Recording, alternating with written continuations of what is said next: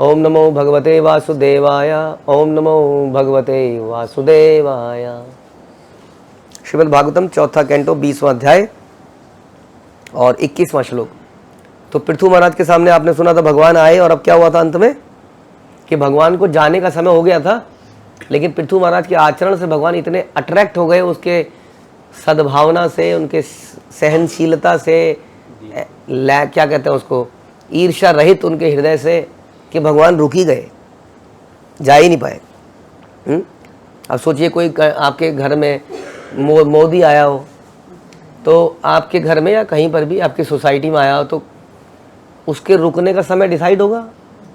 हाँ, कितनी देर रुकेगा, कितना, बिल्कुल डिसाइड होगा, एकदम क्लियर कट होगा जी, इतनी देर के लिए आएगा, इतना बोलेगा और चला जाएगा। आप बोलो नहीं सर मोदी जी प्लीज़, मेरी मम्मी ने 2 परांठे बनाए, आप खाएंगे? रुक जाएगा वो? रुक नहीं सकता है।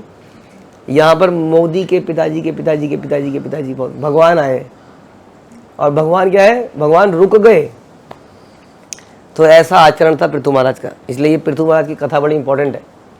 हाँ, बहुत बड़े तपस्वी नहीं थे वो, समझ में आ रहा है? बस एक ही घटना हुई कि वो जो कर रहे थे उन्होंने अपने सीनियर के कहने पर उसको छोड़ दिया, बस एक इतनी सी घटना से।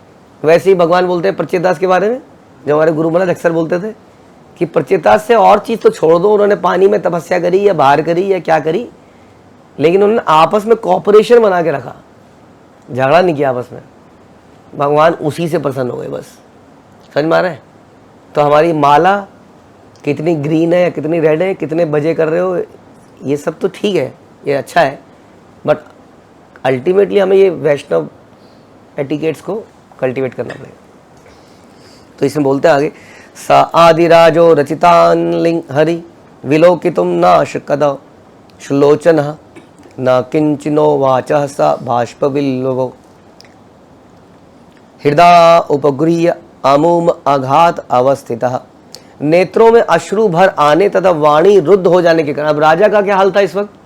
भगवान तो खड़े थे, जाने का समय हो गया था, लेकिन खड़े ही रह गए। तो जब खड़े ही रह गए भगवान, तो आपके पास क्या अपॉर्चुनिटी है?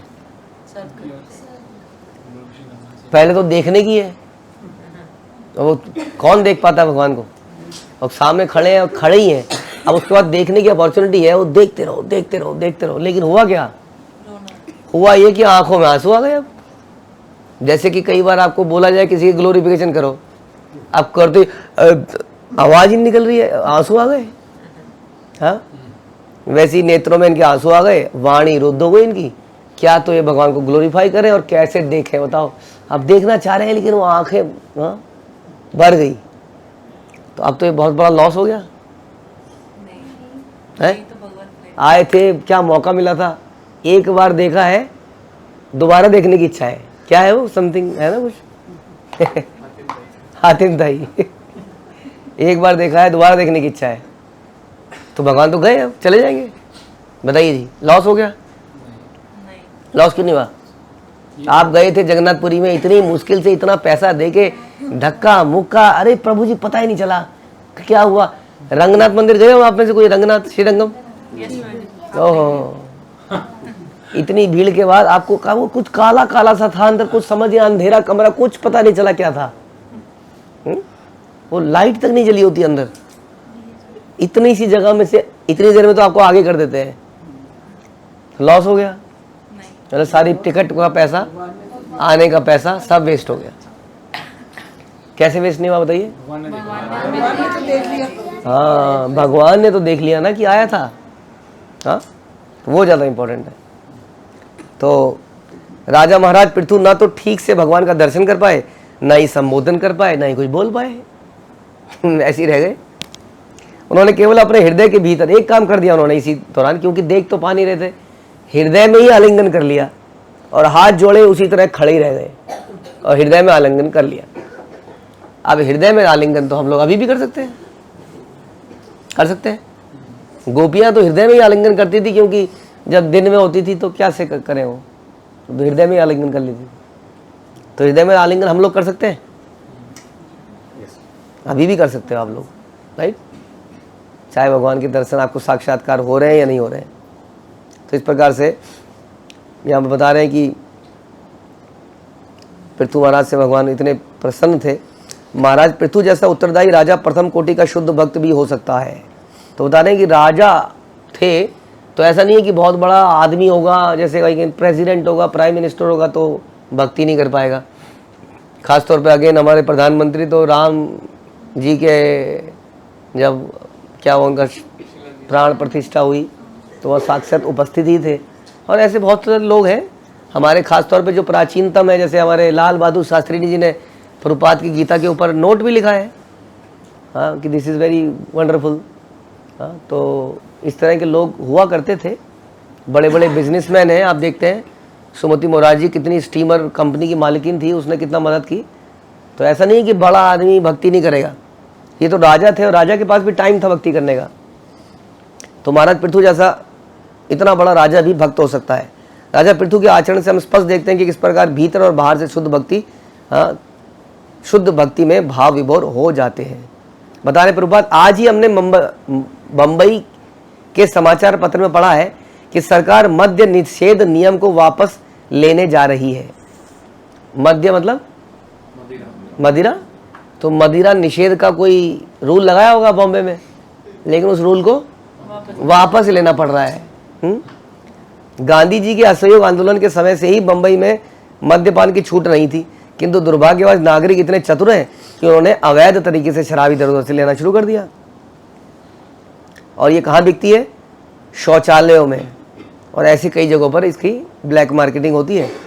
तो इसलिए धीरे धीरे क्या किया, इसको राजकोष को भरने के लिए इसको चालू ही कर दिया। तो बता रहे बेसिकली कि कैसे राजा, आजकल के राजा का हाल है।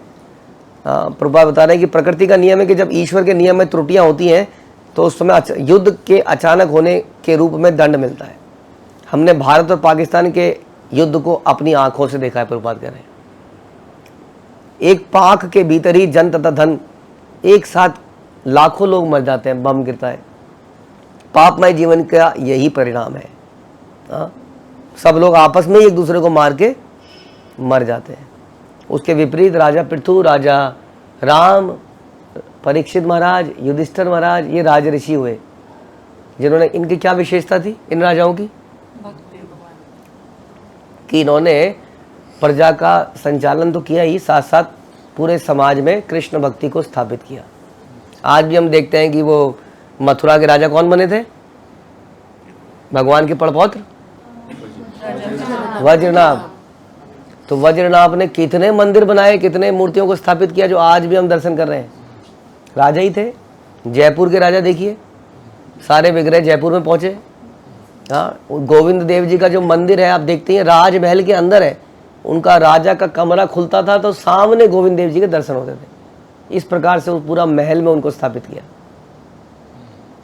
तो ये भी राजा हुए संसार में। तो अब आगे बता रहे हैं, अथ अवमृज्य अश्रुकला विलोकयन अतृप्त दृक् गोचरम आह पुरुषम पदा स्पर्शंतम क्षितिम अंसे उन्नता विन्यसत हस्त अग्रम उरंग विद्विषा। श्री भगवान अपने चरण कमलों से पृथ्वी को स्पर्श करते हुए खड़े थे और उनके हाथ का अगला भाग सर्पों के शत्रु गरुड़ के उन्नत कंधे पर था। इस प्रकार भगवान खड़े थे।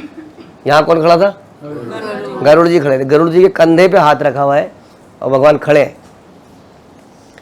और महाराज पृथु नेत्रों से अश्रु पहुंच रहे हैं और भगवान को देखने का प्रयास कर रहे हैं, किंतु ऐसा प्रतीत हो रहा था मानो राजा उन्हें देखकर आघा नहीं रहा था।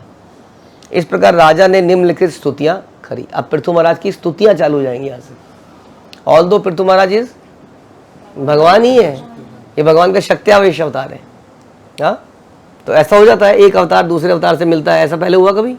एक अवतार दूसरे अवतार से मिला, राम और परशुराम।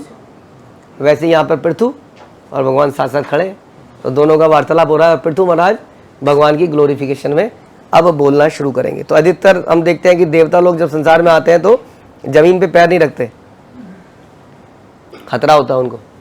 लेकिन भगवान जो है इतने दयालु हैं कि इस धरती पर भी पैर रखते हैं। हमारे घरों में छोटे छोटे से ऑल्टर होते हैं कहीं किसी कोने में, वहाँ पर भी आ जाते हैं हमारा खाना खाने के लिए, होता ना। कई बार जैसे पुराने ज़माने में एक अलमारियाँ होती थी दीवार, जैसे यहाँ पर भी है इस तरह की आला सा, अब आजकल जब लोग भक्त बने तो उसी आले में उन्होंने अपना मंदिर बना लिया।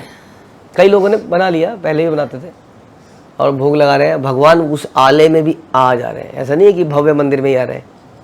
तो भगवान कहीं भी आ जा रहे हैं जहाँ भक्त उसको बुला रहा है, किसी भी जगह आ जा रहे हैं।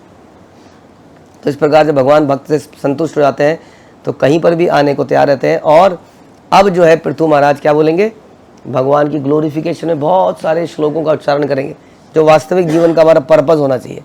तो पहला जो है एक हम पढ़ते हैं कि क्या उन्होंने ग्लोरीफाई किया। पृथुरुवाच, पृथु महाराज ने कहा, वरान विभो त्वत्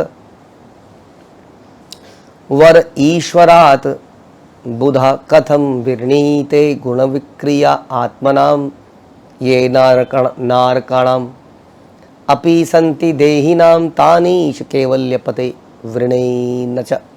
हे भगवान, आप वर देने वाले देवों में सर्वश्रेष्ठ हैं, अतः कोई भी बुद्धिमान व्यक्ति आपसे ऐसे वर क्यों मांगेगा जो प्रकृति के गुणों से मोहग्रस्त जीवात्माओं के लिए निमित्त है।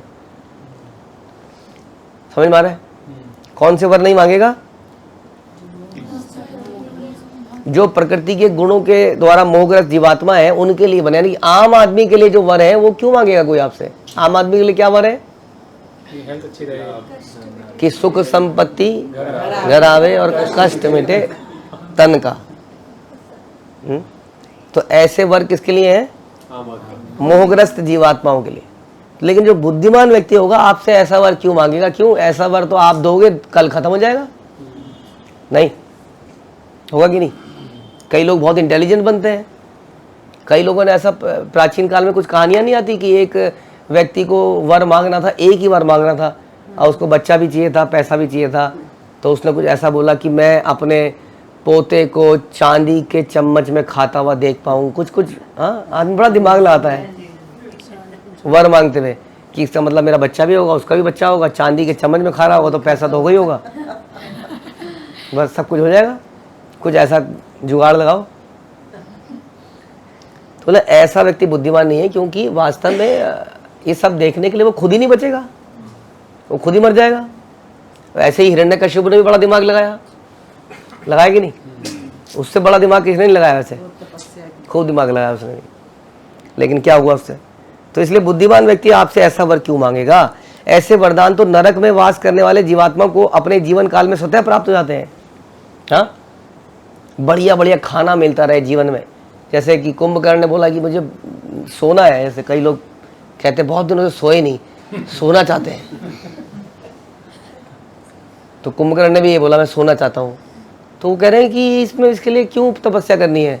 हाँ, वो एक छिपकली थी परसों हमारे खिड़की पे थी।